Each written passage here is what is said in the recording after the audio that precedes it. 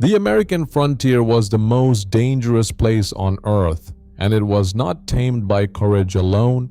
It was tamed by iron and gunpowder, by a handful of guns so reliable, so powerful, or so far ahead of their time that they bent the whole history of the West around them. Some put meat on the table, some put men in the ground. And one of them was so feared that the mere sight of it across a saloon could end a fight before it started. These are the 8 guns that tamed the American frontier.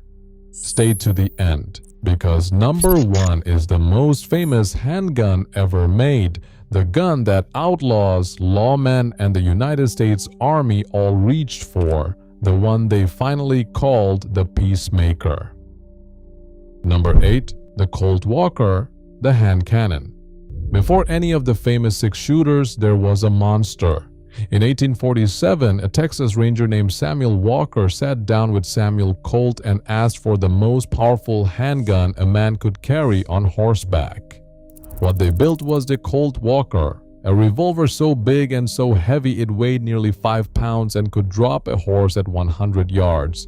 It was, by a wide margin, the most powerful repeating handgun on earth. It held that title for almost 90 years until the .357 Magnum finally beat it in the 1930s. The Texas Rangers ordered 1,000 of them, and the era of the one-shot frontier pistol was over. Number 7. The Henry rifle, load on Sunday, shoot all week. When most men on the frontier were still ramming powder and ball down a single barrel, a few got their hands on something that must have seemed like witchcraft. A lever-action rifle that held 15 or 16 rounds and could fire them as fast as a man could work the lever. The Henry rifle gave one shooter the firepower of a dozen. Frontiersmen said you could load it on Sunday and shoot it all week. The men on the other end of it called it that damned Yankee rifle. It was expensive and it was rare, but every man who faced one understood that the age of the single shot was dying, and the Henry was the gun that killed it. It would soon evolve into the most famous rifle in the West. Number 6. The Springfield Trapdoor, the Army's long arm. Not every frontier gun was a fast repeater, and one of the deadliest was a single shot.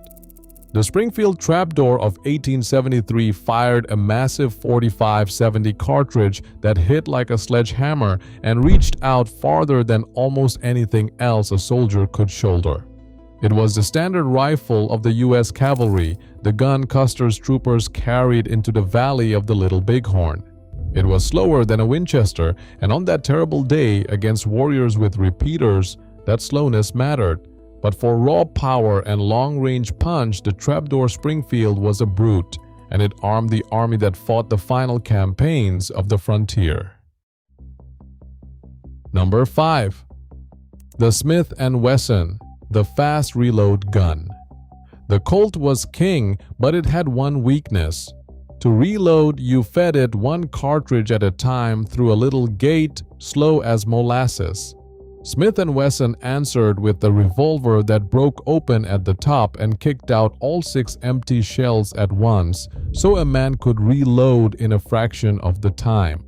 The Army bought a version called the Schofield, and it found its way into some very famous holsters. The outlaw Jesse James is said to have favored one. In a long fight, when seconds and reloads decided who walked away, the break open Smith & Wesson could be the difference between living and dying. Before the last 4, remember number 1, the most famous handgun in American history, the one the Army, the lawmen, and the outlaws all carried? Keep going. Number 4, the coach gun, the messenger's great equalizer. It wasn't elegant and it wasn't famous, but on the frontier the double-barreled shotgun may have stopped more robberies than any pistol ever made. When a Wells Fargo stagecoach rolled out carrying a strong box of gold, a guard sat up beside the driver with a short, brutal scattergun across his knees, and that is exactly where we get the phrase riding shotgun. A revolver took skill, a coach gun took none. At the close range of a holdup, both barrels of buckshot were a wall of lead no outlaw wanted to face. It was the great equalizer of the West, the gun that made a frightened storekeeper as dangerous as a gunfighter. Number 3. The Sharp's Big 50, the gun that emptied the plains. Some guns are deadly to men. This one changed the land itself. The Sharp's Buffalo Rifle of 1874, the legendary Big 50, was a single shot so powerful and so accurate that professional hide hunters used it to kill bison by the dozen at distances that beggar belief.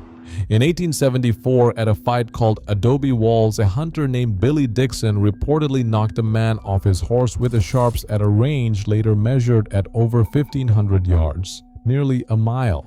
That same rifle in the hands of the hide hunters wiped out the great buffalo herds in barely a decade, and with them, a way of life. No frontier gun was more powerful at distance, and none left a deeper scar on the West. Number 2. The Winchester Model 1873, the gun that won the West. If one rifle defines the American frontier, this is it. The Winchester Model 1873 took everything the Henry started and perfected it: a tough steel frame, a smooth lever, and a magazine full of cartridges that shared the same caliber as a man's Colt revolver, so a cowboy could carry one kind of ammunition for both guns. Over 700,000 were built. Texas Rangers swore by it. Buffalo Bill praised it. Billy the Kid carried one. Winchester itself stamped the title right onto its history: the gun that won the West. For 30 years on the saddle and at the homestead, the lever-action Model 1873 was the rifle the frontier ran on. And number 1. The Colt Peacemaker. There is no more famous gun in American history. The Colt Single-Action Army, introduced in 1873 and known forever after as the Peacemaker, is the six-shooter that the whole world pictures when it imagines the West. The United States Army adopted it. Lawmen like Bat Masterson and Wyatt Earp carried it. So did the outlaws they hunted. It was reliable in the dust and the cold. It was simple enough to fix on the trail, and it fired the same round as the Winchester rifle, one cartridge for both guns when seconds counted.